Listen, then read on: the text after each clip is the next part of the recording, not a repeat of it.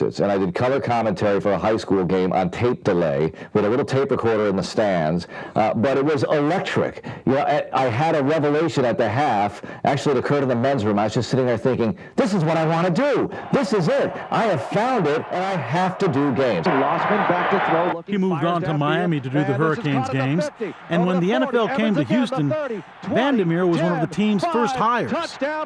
His first broadcast was historic. Beating the Dallas Cowboys on opening night was the most fun I've ever had during a broadcast. That was such a colossal win. Rock and roll! Touchdown, Houston!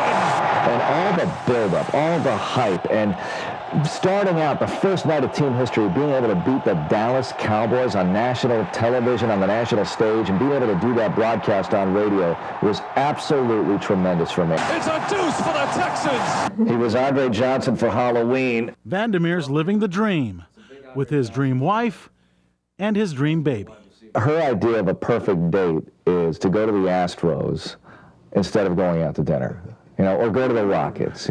It's not, you don't take me anywhere anymore. It's, you don't take me to the Rockets anymore. Or you don't take me to the baseball game anymore. So, I got to do it. I have to suffer through it with her, go to sporting events. What can I say? Little Luke, Vanderbaby, came into our lives and changed our lives forever. And, you know, it's funny because this is my first child, and it's a brand new adventure. Every day is a new milestone for him. He loves watching football. He loves watching me play guitar, and he'll try to strum it himself. He's a great kid. He's just a lot of fun to be around. Vandermeer's game plan is to remain a Texan for life.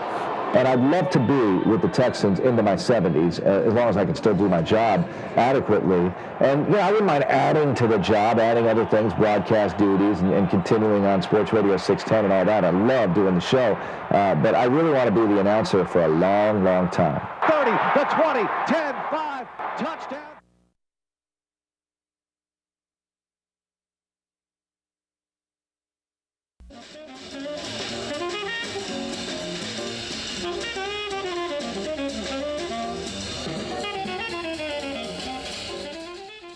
Welcome to Harlem, USA, where the rhythm and beat bounce through the streets, where our former president holds office, and past leaders are never forgotten. It's also where stars are born and legends are made, at the Apollo Theater. Vince Young's mom, Felicia, and family dropped by the Harlem landmark with BET's reality show cameras rolling. Vince takes center stage Saturday.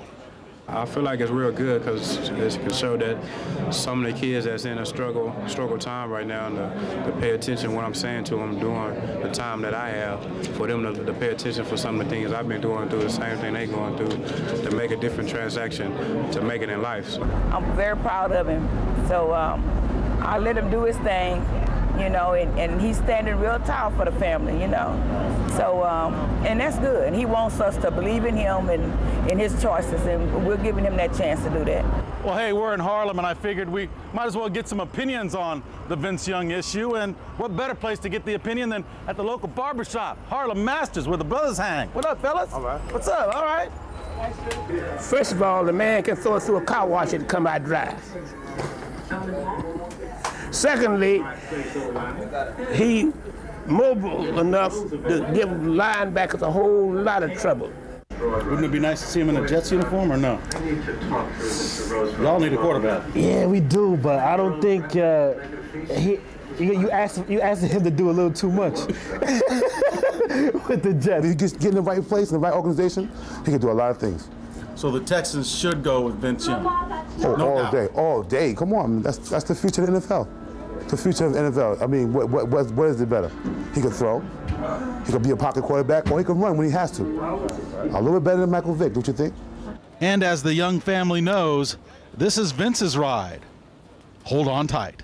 I keep telling them, you know, every time y'all latch on to Vince, you're going to have to get used to the camera. In Harlem, Matt Samsel, Fox 26 Sports.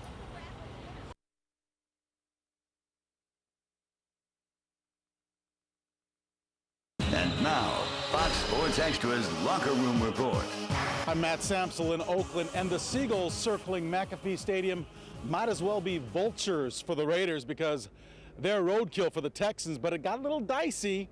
That is until the Texans manned up and started running the rock with Ron Dayne. Well, the boys up front did their job, man, and, I take my hat off to them, and, I just ran the ball, so, I give credit to them and the receivers blocking downfield, and even the tight ends was doing a great job, too. Fullback came in, this was his first game, and he did a great job. I give a credit to Kubiak and the whole coaching staff and actually putting the game on our shoulders, I made a comment that let's run the ball, and they usually, players putting out what they want to do. It's whatever it is, but he took heed to it, and he put the game on the guys up front. They had to. The Texans' passing game was caught in reverse, -5 yards passing. You come out of a game sometimes and you feel like you were productive and you did some things, whether you win or lose. Productive at all, we didn't do anything. I didn't do anything, it's like could have put you out there, and you could have handed it off. Anybody could have handed it off that second half, and the best thing was Coach challenged us at halftime, challenged me at halftime, and we still weren't in passing game, not able to do anything, but my guys picked me up. The defense picked it up. Rookie D'Amico Ryans on demand. 15 tackles, a sack. He knocked down 3 passes, forced a fumble, recovered another, and had a pick.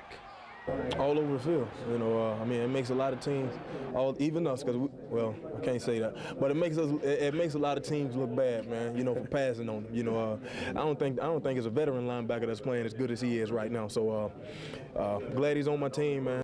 Special teams played a factor as well, although Joe Marciano thought the squad should have scored twice. I just wish we would have had 2 scores. I'd be here, man. I'd be popping the champagne. Okay, if we had 2 scores in the ball game, that as a coach, that's the ultimate highlight. What do you think Joe's going to say to you when you watch film? He's probably going to say a lot. Hey, no, Joe hasn't said anything, actually. I've been getting stuff from all the guys around the locker room, but, that's a no-no, man. You don't get tackled by the kicker, man. If it's one-on-one with the kicker, you should be in the end zone. This guy's a good athlete, too. But you can't assign somebody for the punter, That's a good returner ought to make a miss. Talking about let this shoot. It wasn't pretty for Carr in the passing game, but hey, like he said, he'll trade stats for a win any day. That being said, the Texans now get ready for what will be a wild week in Houston, the return of its favorite son, Vince Young, and the Titans. In Oakland, Matt Samsel, Fox 26 Sports Extra.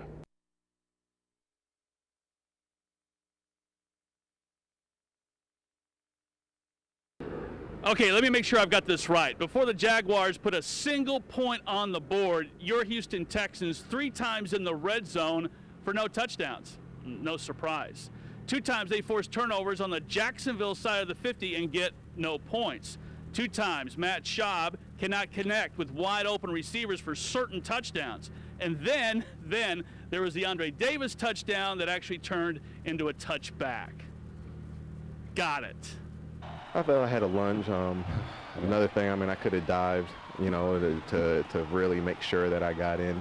And, once again, that's just my mistake, just a lapse of judgment right there. I just need to make sure I get in next time before I try and reach the ball out. The first 3rd down, we had a quarterback draw called. We caught him in the perfect coverage. We're playing quarters. We got the box clean. We don't do a good enough job up front. We got to walk in, and disappointing from our standpoint. And then we go right back down there again. We got a touchdown. We just got to protect the ball and fall in the end zone. And we don't do that.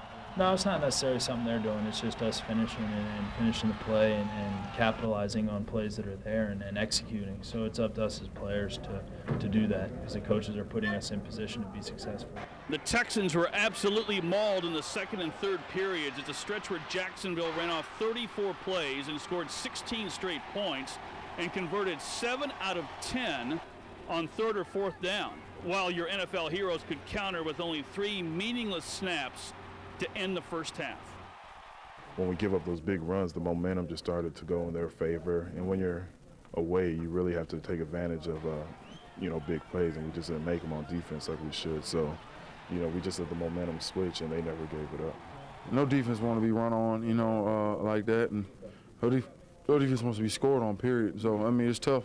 we just got outplayed. I don't feel like they're a better team, which is funny because we got our backs beaten so bad. But you know, we a lot of times we have missed assignments. Yeah, this is extremely painful.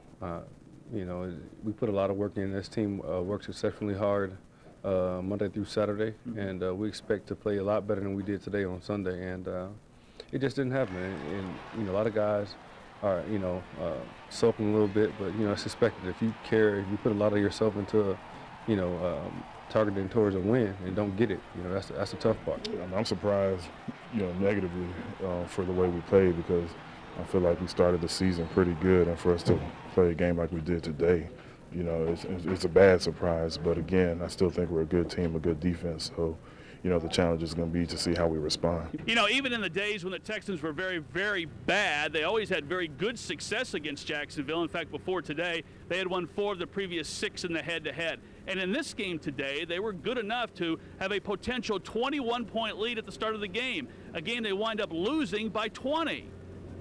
An odd day with the Jaguars. In Jacksonville, I'm Keith Calkins, Fox 26 Sports Extra.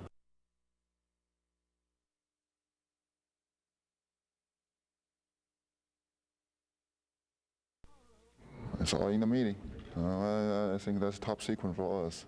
As usual, Yao likes to handle sensitive stuff with humor, but in Game 3, the Jazz did a great job of moving him away from the basket.